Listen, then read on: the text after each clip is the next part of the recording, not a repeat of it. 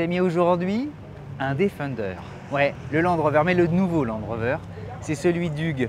Hugues nous a apporté sa merveille. Alors, sa merveille en 3 portes, est-ce qu'elle n'est pas justement plus jolie que la 5 portes?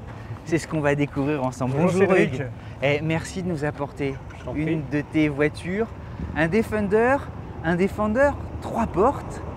Pourquoi? Pourquoi? Alors, d'abord parce que je roule en Land Rover depuis 30 ans. Donc déjà, le choix de la marque était déjà fait. C'est inattaquable, tu as une expérience dantesque. Là, tous ceux qui se disent, tiens, je vais pouvoir ramener ma fraise, doivent se dire, bon, ok, alors attention. Bon, et puis après, il y a l'esthétique qui compte beaucoup dans le choix d'une voiture. J'aime beaucoup le design. Et puis, ce que j'aime bien aussi, c'est que les voitures qui ont une histoire, en fait, dans le temps, qui racontent une histoire. Donc voilà, et puis moi je roule beaucoup, donc je fais 50 000 ou 60 000 km par an, donc il me fallait aussi une voiture qui soit confortable. Et le nouveau Defender l'est. Bug quand tu dis ça, 60 000 km, c'est vraiment important. Oui, c'est beaucoup, mais bon, ça fait partie du job, donc du métier. Donc quand le nouveau Defender est sorti en 2020, j'étais invité par Land Rover pour une journée découverte de la voiture en statique sur le circuit de Montlhéry. Et puis après, j'ai eu l'occasion de l'essayer chez mon concessionnaire à Vannes, qui est une concession topissime, ils sont adorables. Et donc j'ai choisi d'acheter un 90 en sachant que c'est un modèle hardtop. C'est un modèle hardtop? Alors, attends, oui, mais c'est vachement sauf bien fait. Que le toit ne se démonte pas. C'est l'appellation hardtop. Ok. À la différence des anciens 90 où tu pouvais démonter, alors c'était quand même une galère, enfin sauf ceux qui étaient bâchés. Et hardtop, pourquoi? Parce qu'il n'y a pas de siège à l'arrière. C'est une voiture de société. C'est une voiture de société. Entendu. Voilà. Et on est en France, hein, donc la fiscalité n'est pas du tout la même. Ouais, exactement. Parce que tu n'as pas de taxe au poids, tu n'as pas de TVS, tu récupères la TVA, tu n'as pas de taxe carbone. Ce qui fait que la voiture, en gros, dans cette configuration-là, comparé à une configuration comme celle que je viens de te donner, c'est 3 fois moins cher. Donc, et alors toi, tu l'utilises véritablement pour le travail, on l'a vu, tu as une remorque, c'est un truc, c'est vraiment ton outil professionnel. Et parfois, quand j'anime des séminaires, j'ai un gros bordel derrière. Donc là, je vais pouvoir te montrer, on peut charger sans aucun problème. Et puis, le Defender, c'est une histoire aussi, un pan de l'industrie britannique. Ah mais c'est clair. Puisque ça commence dans les années 50. C'est quasiment la Jeep de l'Angleterre. Et c'est un engin agricole au départ, quasiment était utilisé par les Anglais comme un tracteur pour pouvoir labourer. C'est vrai, oui. Oui. Donc voilà, et donc il a toute cette histoire. D'ailleurs, il est devenu Defender. Moi, j'ai les dates, j'ai un petit peu de mal. L'appellation Defender est venue quand même relativement tard. Il y a peut-être 20 ans, je pense. Il s'appelait Land Rover tout simplement, non? Il s'appelait Land Rover. Oui, alors après, ne me demande pas trop parce que les... Non mais c'est un mythe, c'est une carte postale récurrente. Et puis je trouve qu'ils ont su conserver le mythe avec le design, tu vois, ici. Ça c'est très beau. On retrouve, qui est quand même assez original. Et puis il y a un truc, j'aime bien son regard, je ne sais pas si tu as fait attention. Le regard, il est un petit peu énervé et en même temps il a ses yeux ronds. Ouais, c'est un jouet énervé. Il a un côté Playmobil, on le disait tous les deux en off pour préparer l'émission. Les jouets pour adultes. Quelle motorisation tu as? Alors moi j'ai la plus petite en diesel, c'est un 3 litres 6 cylindres qui fait 200 chevaux, qui est décliné chez Land Rover en 250, 300, il doit être même sur le Range maintenant, peut-être en 350 chevaux. Ok. C'est une hybridation légère, donc il y a un moteur électrique dans la boîte de vitesse. Donc ça veut dire que ça te garantit des consommations quand même, surtout en diesel. En roulant dans les vitesses autorisées, tu es à 8 litres à peu près de gasoil. Alors tu as vu, c'est une armoire normande, on ne peut pas dire que l'aérodynamique... c'est un truc pour fendre l'air, on voit bien tout de suite, ils ont une coup de crayon. D'ailleurs, quand tu fais des grandes routes, je l'ai nettoyé avant de venir parce que il y a plein de cimetière. Carrosserie blanche, jante noire, ça lui va comme un gant. Oui. Et alors tu me vois sans doute venir, mais on va parler évidemment d'Allo Pneus. Allo Pneus, c'est notre sponsor numéro 1 de la vente de pneumatiques en France, Des centaines de milliers de pneumatiques vendus chaque année, une note extraordinaire 4,6 sur 5 auprès de 40 000 utilisateurs. Et si vous avez le bonheur de commander, eh bien en 24 à 48 heures, ça peut même être livré et posé chez vous. Bref, vous me voyez venir. Le code, la remise, elle s'affiche sous votre écran. N'hésitez pas, foncez. Nous, on adore évidemment Allo Pneus. Non, mais il est tellement mignon. En fait, les 3 portes le rendent sympathique. Là où le très grand, dans des agglomérations qui de temps en temps se ferment un peu aux automobiles, on a le sentiment qu'il y a, il y a un côté un peu provoquant de sa part, alors que ça reste quelque chose d'extraordinaire évidemment. Bah oui, j'ai eu le 110 de la même génération pendant 1 an, mais en fait il est vachement long à garer et celui-ci, ça change vraiment, il est beaucoup plus vivant. Il a un rayon de braquage qui est beaucoup plus court, évidemment il est plus court donc pour se garer c'est beaucoup plus facile. Et puis il a ce côté jouet. Il fait quelle longueur alors là? Il doit faire 4,20 m je crois, un truc comme ça. Non, il est très court. C'est une Golf. Ouais. Non, mais en vrai, c'est 4,20 m, c'est que dalle. Je suis pas sûr de mon chiffre, mais en tout cas, tu vois, 4,20 m, 4,30 m par là, je crois. Il faudra vérifier. C'est la taille de compact aujourd'hui en fait. Voilà, exactement. Donc finalement, il est gros, mais il est petit. Et même en empreinte au sol, enfin, hormis la hauteur, on ne peut pas lui reprocher grand-chose. Ah bah bien sûr, bien sûr. Ouais, on monte, c'est fait pour... surtout s'il fait 60 000 km par an, tu vas nous raconter tout ça.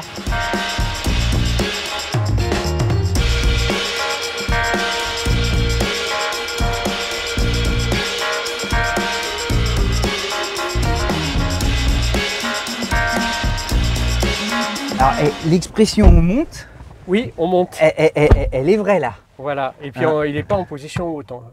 Il n'est pas en position haute? Non, là il est en position standard. Il y a un côté commande car qui est extraordinaire en fait. Ouais, tu as plein de rangements partout. Alors certains reprochent que les rangements ne soient pas fermés parce que effectivement si tu commences à entasser tes affaires, tu as du bazar partout. Mais tu as des rangements partout. Là, tu vois, tu peux mettre des grandes bouteilles quand tu fais des grands trajets. Tu mets 2 bouteilles d'1 litre ou d'1,5 litre qui sont rangées bien calées. Voilà, bon, tu as une boîte à gants, il y a de la place dans les portes. Mais tu vois, moi j'adore les Laserman, c'est un Laserman. C'est-à-dire que tu as plein de trucs, tu as la pince, tu vas t'en servir une fois tous les 5 ans, mais tu l'as. Oui, non, c'est bien fini. Ouais, c'est propre. C'est propre. On sent qu'il y a le côté utilitaire, tu vois, de l'objet, mais tu es malgré tout accueilli. C'est confortable. Ouais, c'est chouette, hein. Le volant aussi, le fait qu'il soit blanc, l'objet est beau en fait. On va voir ça s'illumine. Ouais, les petits...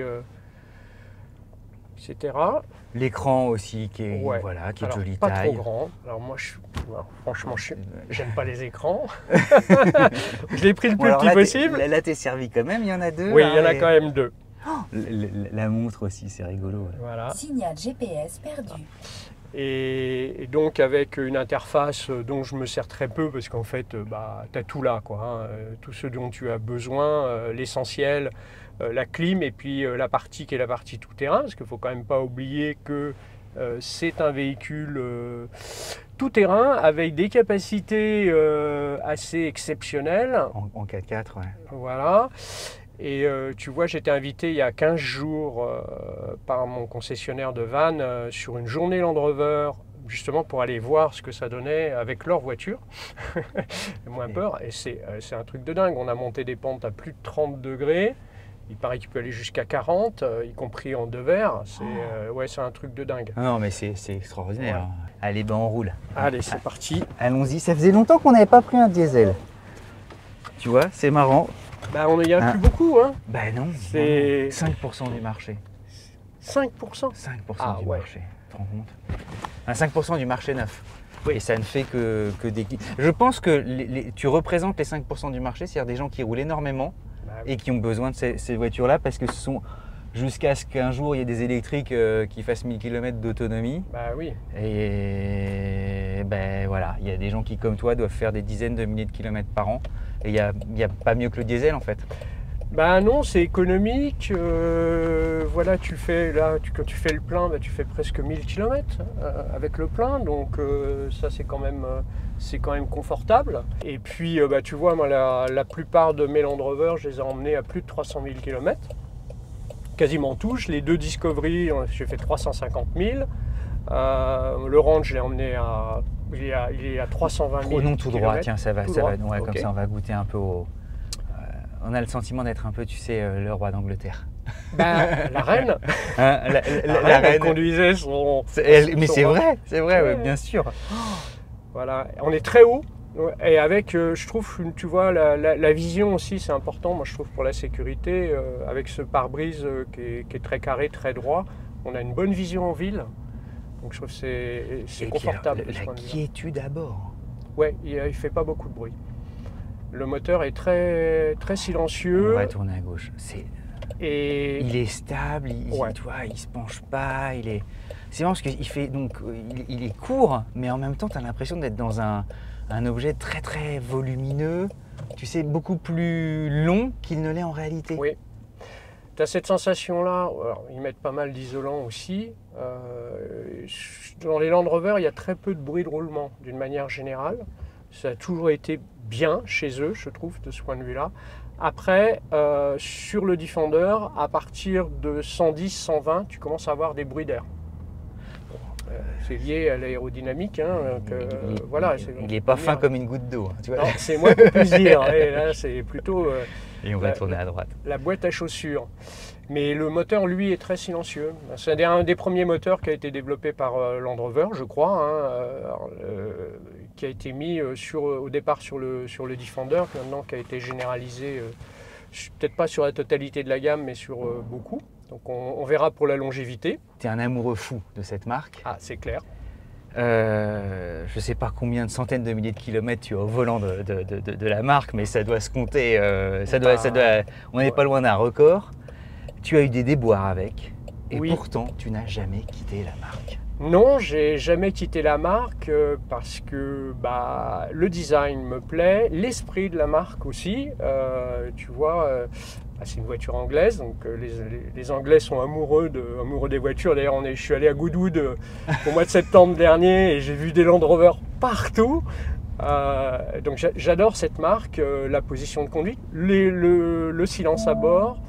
Et puis, c'est vrai qu'on a eu t'as des petits soucis, on peut pas. C'est pas lui faire offense, hein. On le voit notamment dans les enquêtes de fiabilité, c'est un crève-cœur. Parmi les marques premium, on ne peut pas dire qu'elle domine le top 10, quoi. Ah non, mais c'est clair. Bon, ceci dit, je touche du bois, du singe. Je suis jamais resté au bord de la route avec mes Land Rover.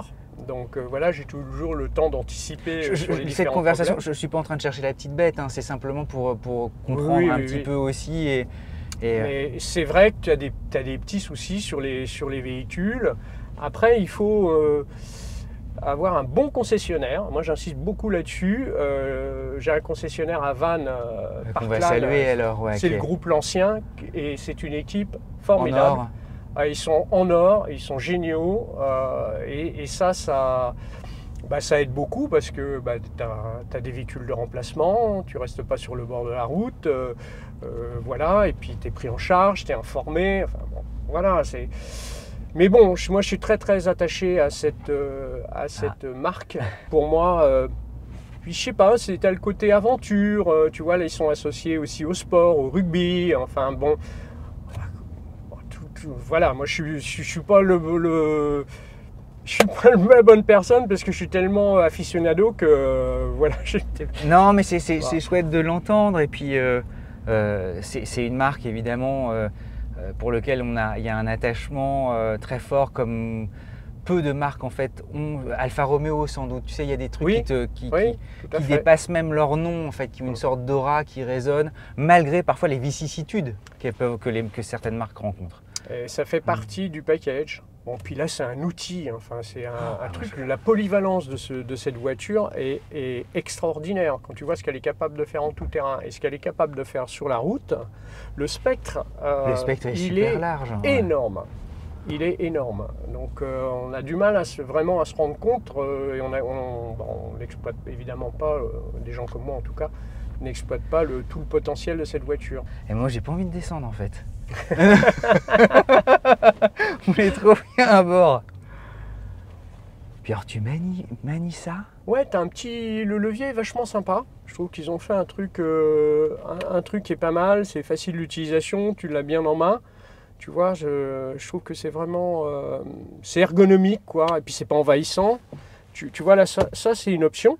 Donc tu peux avoir à la place de ça un siège qui n'est pas confortable, hein, mais un siège supplémentaire qui fait que tu as 3 places de front. Alors là, pour le coup, comme dans certains vrais utilitaires où tout le monde va au chantier avec... Ouais, c'est ça. Ouais. Mais bon, c'est pas confortable parce que la partie centrale, le plancher est assez haut, donc c'est vraiment du dépannage pour aller faire 5 km, quoi. Donc voilà, mais tu vois, et du coup, le fait d'avoir ce levier a permis ce genre de choses. Donc voilà, et puis après c'est une voiture pratique. Moi, j'ai la hauteur sous plafond aussi. Je Ouais, trouve ça assez ouais, formidable. là t'es bien, on est à l'aise dedans. Bon, après tu peux configurer évidemment Comme on le souhaite, on peut le rendre encore plus chic et luxueux si que on ce en a soit envie. d'ailleurs les moteurs, hein, ou que ce soit derrière toutes les options. Hugues, on a été, je pense, trop long. Je pense qu'Hugo va me dire attention, attention, attention, attention. Mais ça prouve une chose, ça prouve qu'on a été bien dans ta voiture. Si, comme Hugues, vous avez envie de nous présenter votre automobile, vous n'hésitez pas, vous prenez contact sur nos Instagram et on aura le bonheur de vous recevoir ici, devant les Invalides, et d'écouter votre histoire, des histoires d'automobile, il y en a appel sur Sans Bornes. N'hésitez pas à prendre contact avec nous. Regardez Sans Bornes, à très vite, les amis.